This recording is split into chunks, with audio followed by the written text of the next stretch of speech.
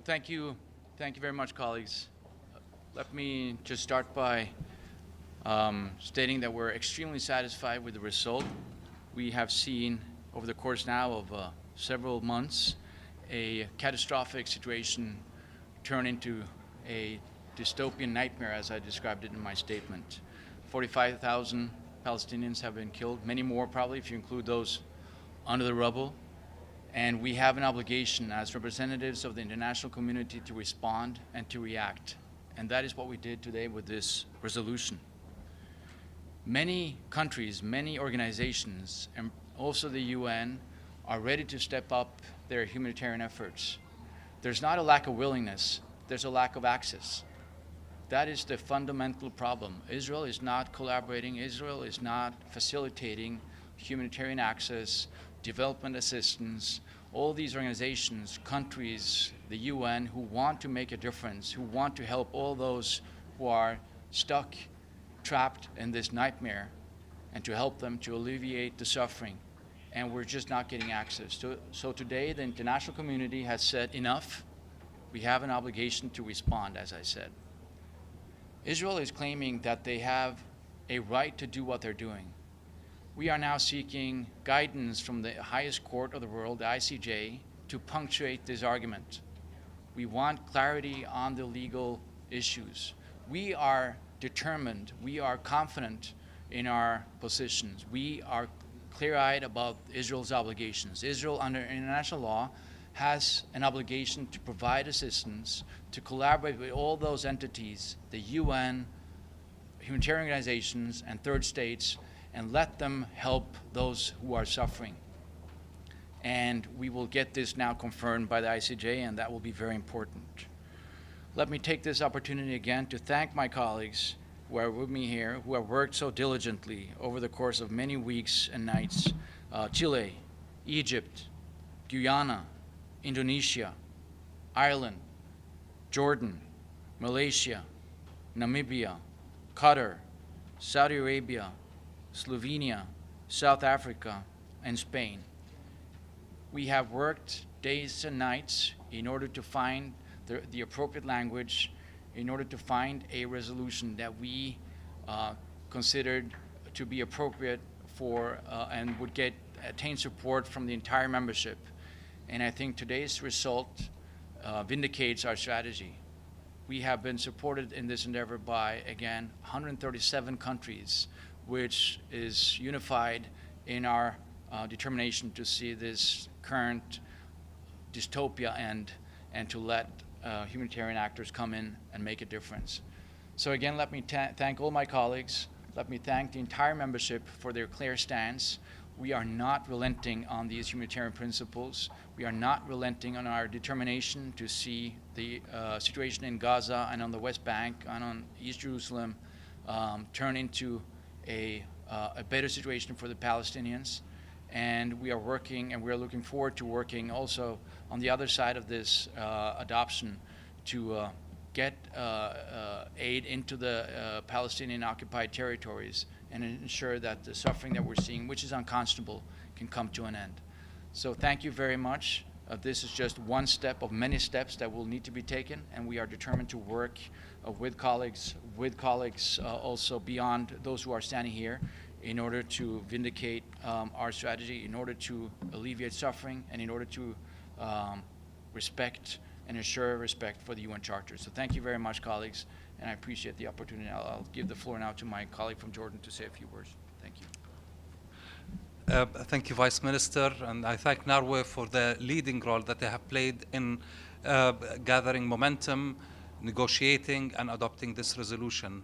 This is another milestone for the work of the United Nations.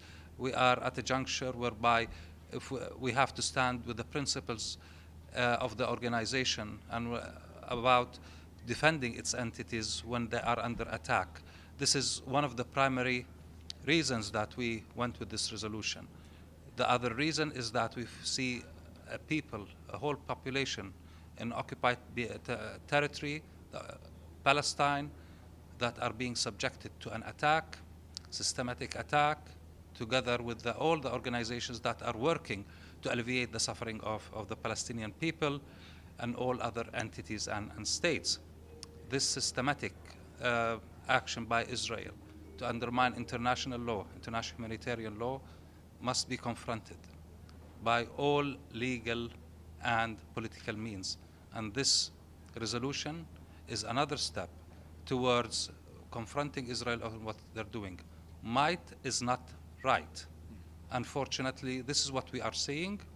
They are seeing people who are proud of using force against deprived Palestinian population, civilians, without any effective action on behalf of the international community to stop this.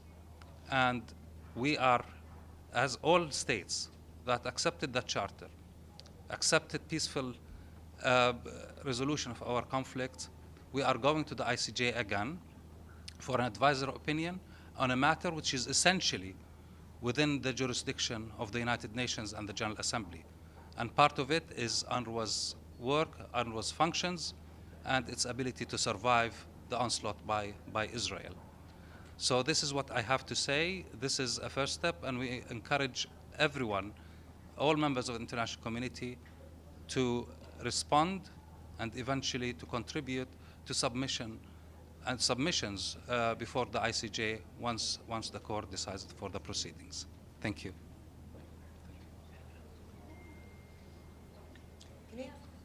Sure. Very quickly, my name is Ibtisam Azim, Al Arabi Al Jadid newspaper.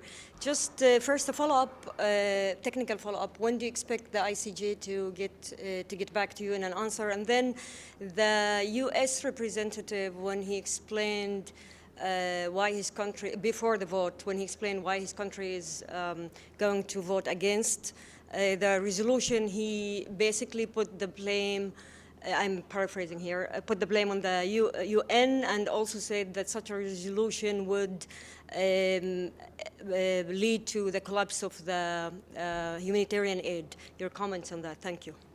Well, thank you very much. Those are excellent questions. First, on the timing of the advisory opinion, that of course is for the court to decide, but we are hopeful that the court will come back with an advisory opinion in the not too distant future. We are hoping to see something from the court prior to the summer break. This is something which is urgent for the court to clarify. We have made it clear also in the resolution that this needs to be tackled by the court with urgency. So we're again hopeful that this will be pronounced on by the court within a few months. As for the statement provided by the U.S., of course, we take issue with that statement. We think the UN has been working, and especially, of course, UNRWA has been working with dedication, with determination, and actually with a whole host of risk involved. I think UNRWA has lost over 240 staff members as part of their operations on the Gaza Strip and on the West Bank. And we are very, very concerned about the developments, and as my colleague from Jordan alluded to, we are extremely concerned about this recent legislation that has been adopted by Israel, which cannot be implemented. The UN is a part of this ecosystem on the Gaza Strip, on the West Bank, in East Jerusalem, because the Palestinians are subjected to an illegal occupation. We know that the occupation is illegal. This has been confirmed by the court on numerous occasions. So while this occupation lasts, we have an obligation, the UN has an obligation to provide life-saving support. The UN is doing exactly that. And the UN could be much more effective if Israel has lived up to its obligations under international law and collaborated with the UN. But they're doing the opposite. They're putting in place impediments. And this is what we're addressing with this resolution. This cannot stand. And we're confident that the court will come back with a clear result that vindicates what I'm just saying now, what we are all unified in believing. And hopefully Israel will take guidance from the court, take guidance from the entire membership of the UN, and readjust its positions. Because at the current moment, the people on the Gaza Strip especially, but also those on the West Bank, are living through a nightmare that we have an obligation to respond to, and that is what we have done today. Thank you. What if Israel does not honor the ruling of the ICJ because they have not honored all related Gaza-Israeli war opinions and rulings?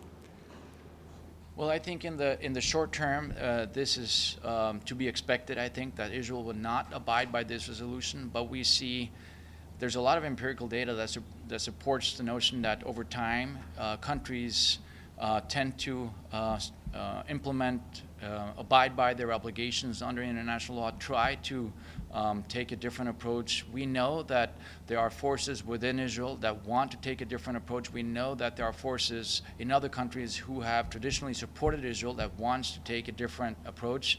We are hoping to give momentum, oxygen, leverage to those states, those stakeholders who want Israel to collaborate with humanitarian actors, with third states who are trying at the best of their abilities, and first and foremost perhaps the UN, to help those Palestinians. And for us, this is a moral principle, this is a political principle, but it's also a legal principle. And we want to tick all of those boxes. And we're confident that when we have this decision by the court, this will give us another springboard for advocacy in favor of these humanitarian principles.